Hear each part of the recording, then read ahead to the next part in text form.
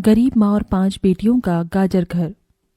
बाबूजी, रोटी बना दी है, खा लीजिएगा, मैं खेत पर जा रही हूँ। तभी खटिये पर से बूढ़ा रामा खांसते हुए बोला, अरे बहू, ये ले, मेरी शॉल लेती जा, बाहर बड़ी ठंड पड़ रही है। नहीं बाबूजी, इसकी जरूरत आपको ज्यादा है, क्योंकि घर में ओढ़ने को एक भी कंबल नहीं। माँ, आज हम तीनों भी आपके साथ चलेंगे खेत पर। पर बच्चों, तुम्हारे पास स्वेटर भी नहीं, सर्दी लग जाएगी। माँ, जल्दी तो आपको गुलिया दीदी और तानी दीदी को भी लगेगी। अगर हम जब एक साथ मिलकर खेत पर काम करेंगे तो ज्यादा पैसे आएंगे और फिर हम कंबल खरीद लेंगे। मेरा राजा बेटा कितना समझदार हो गया है, माँ के दुख को समझने लगा है। सरिता अपने बच्चों के साथ खेत पर आती है, जो कि जंगल के पास पड़ता था। बच्चों, हमें आज के आज खेत जोतकर गाजर की फसल बोनी है। सरिता की चारों बिटिया और राजा भी कड़ी मेहनत से बंजर खेत को जोतते हैं और फिर सब मिलकर खेती करते हैं। दिन बीतते हैं।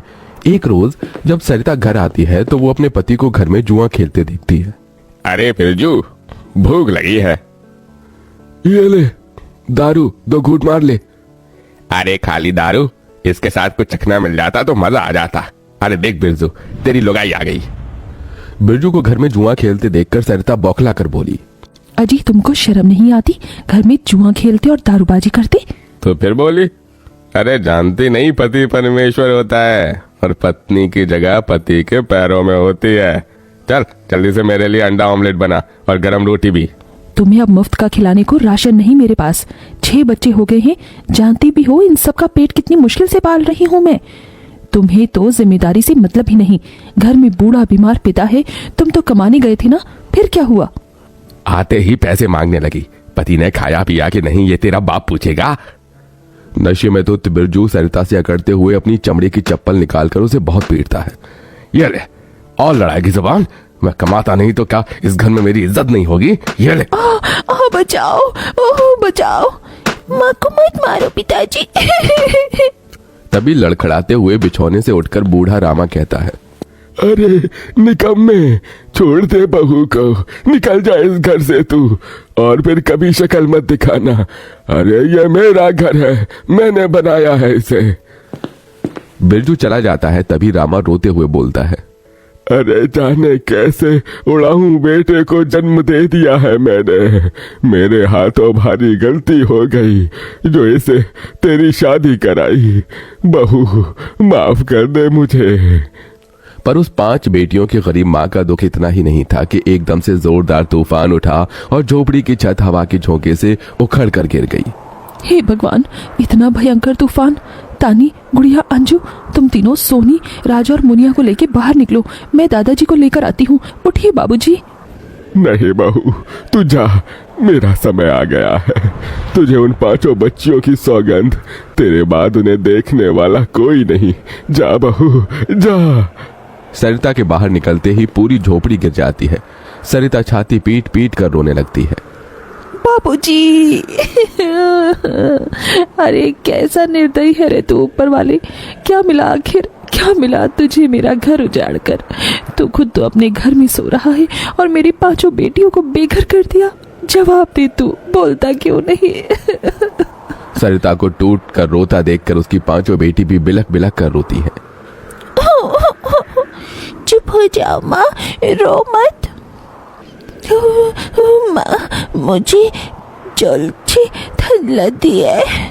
हे भगवान, इतनी बर्फ गिर रही है, मुझे इस ठंड से अपने बच्चों को बचाना होगा। सरिता सबका दरवाजा खटखटाती है, मगर कोई भी मुसीबत में उसकी मदद नहीं करता। हार कर वो अपने जंगल वाले गाजर के खेत में आ जाती है और सब रात भर ठंड से कांपते ठिठुरते हुए बीतती है। माँ, बहुत भूख लगी है। हाँ माँ, मुझे भी भूख लगी है। तभी सरिता की सबसे बड़ी बेटी तानी खेत में देखती है जहाँ लाल लाल गाजर उगे थे। देखो माँ, हमारे खेत में तो गाजर तैयार हो गए हैं। फिर तानी अपने सभी भाई बहनों को गाजर तोड़ कर देती है। ये लो मेरी बहनों, गाजर खा लो। अपनी बेटियों को ठंड में ऐसे देख उस गरीब माँ का मन अपार दुख से भर जाता है। अपनी इस गरीब लाचार माँ को माफ कर देना बच्चों, तुम्हें ये ठंड भोगना पड़ रहा है। तभी एकदम से दिन का माहौल रात सा हो जाता है और तेजी से बर्फ गिरने लगती है।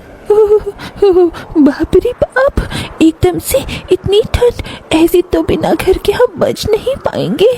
तभी सरिता अपना आंचल उन पर उड़ाती है, मगर बच्चे थरथरा उठते हैं कि एकदम से गुड़िया कहती है, माँ, तानी दीदी, हम अपना घर बना सकते हैं। मगर कैसे बिटिया, हमारे पास पैसे भी तो नहीं। माँ देखो, हमारे खेत में कितनी सारी गाजर उगे हैं, हम इसी से अपना घर तैयार करेंगे, पर हम सबको साथ मिलकर मदद करनी होगी। राजा बेटा, जब तक कि हम गाजर घर तैयार नहीं कर लेते, तुझे अपनी छोटी बहनों का ख्याल रखना होगा। रखेगा ना? हाँ माँ, रखूंगा। सरिता आग जलाकर अपने दोनों सबसे छोटे बच्चों को उसके पास बिठा देती है और खुद अपनी चारों बेटियों के साथ उस भयंकर ठंड में गाजर घर बनाने लगती है। अंजू, सोनी, गुड़िया, तुम दोनों मुझे और तानी दीदी को गाजर तोड़ तोड़ कर दो, हम घर बनाते हैं। ठीक है माँ। गरीब माँ बेटियां मिलकर गाजर घर बनाती हैं, मगर घर एकदम से ढह जाता है, जिससे सरिता दुखी हो जाती है। कितनी मेहनत से ये गाजर घर बनाया था हमने, मगर सारी मेहनत बेकार चली गई। तभी चारों बेटियां रोते हुए गाकर अपनी माँ को हिम्मत देती हैं। जिंदगी की यही रीत है, हार के बाद ही जीत है, थोड़े आंसू है थोड़ी हंसी, आज गम है तो कल है खुशी, जिंदगी की यही रीत है, हार के बाद ही जीत है। मेरी बच्चियों। रोते हुए सरिता अपनी बेटी को गले से लगा लेती है। वो फिर कोशिश करते हैं, कई बार उनका गाजर घर बिगड़ता है। तभी गुड़िया कहती है, माँ, अगर हम अपना गाजर घर मजबूत बनाने के लिए पहले लकड़ी फट्टी से ढांचा बना ले, तो फिर हमारा गाजर घर नहीं गिरेगा। सब ऐसा ही करते हैं, जिससे उस बार उनका गाजर का घर मजबूत बन जाता है। सरिता अपनी पांचों बेटियों और बेटे के साथ घर के अंदर आती है। तब जाकर उनके शरीर को गर्माहट महसूस होती है। अरे वाह माँ, दीदी, आप सबने कितना सुंदर गाजर घर बनाया है, और ये कितना गर्म भी है। तभी सरिता अपने बेटे बेटियों का मुंह देखती है। सबकी आंखों में भूख थी। मैं जानती हूँ तुम सबको भूख लगी है ना, अपनी माँ को एक दिन दे दो, मैं कल काम ढूंढ लूंगी। ठीक है, आज हम ये गाजर खाकर सो लेंगे। आप भी खा लो ना माँ, आपने 2 दिन से कुछ नहीं खाया। सोनी अपने नन्हे हाथों से अपनी गरीब माँ को गाजर खिलाती है। अगले दिन सरिता ठंड में इधर से उधर काम ढूंढने भटकती रहती है, मगर कोई उसे काम नहीं देता। इधर अब उसके खेत के गाजर भी खत्म हो गए थे, जिससे उसकी बेटियां भूखी थी और उसकी दुधमुही बेटी भूख से रोई जा रही थी। माँ, मुन्ना को भूख लगी है, उसे खाना चाहिए। छोटे बच्चे खाना नहीं खाते राजा, इसे दूध पीना है। हे बसुरी बजैया, एक माँ की ममता की इतनी भी परीक्षा मत लो कि वो अपने बच्चे को दूध भी ना पिला सके। तभी सरिता को द्वार पर एक गाय के रंभाने की आवाज सुनाई दी। माँ, लगता है बाहर गाय आई है।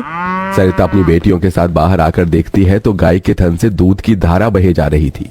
इस गाय के थन में कितना दूध गिर रहा है। सरिता गाय का गर्म दूध अपनी बेटी को पिलाती है। तभी गाय उसके खेत में जाकर गोबर कर देती है, जिससे एकदम से जादू होता है और खेत लाल चमकदार गाजर से भर जाता है। माँ, ये तो कोई जादुई गाय लगती है। देखो, हमारे खेत में कितनी गाजर उगाए। हाँ गुड़िया, मैं जादुई गाय हूँ। मुझे वरदान प्राप्त है, जिस भी बंजर खेत में मैं गोबर करूंगी वो फसल से भर जाएगी। मैं इससे पहले भी तुम्हारे खेत में आई थी। इसका मतलब गौ माता, आपकी वजह से उस वक्त भी मुझ गरीब के बंजर खेत में गाजर उगी थी। आपका कोटि कोटि धन्यवाद गौ माता। माँ, तुम काम ढूंढ रही थी ना, अब मैं ढूंढना। तुम तो कितना अच्छा गाजर का हलवा बनाती हो, और गाय के दूध से खोया, घी, दूध सब बनता है।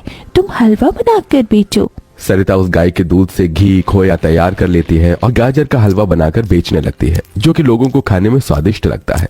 उसकी अच्छी कमाई होती है, जिससे उसकी आर्थिक स्थिति ठीक हो जाती है और वो गाय उसके गाजर घर के बाहर बंधी खेत के गाजर और घर दोनों की पहरेदारी दिया करती।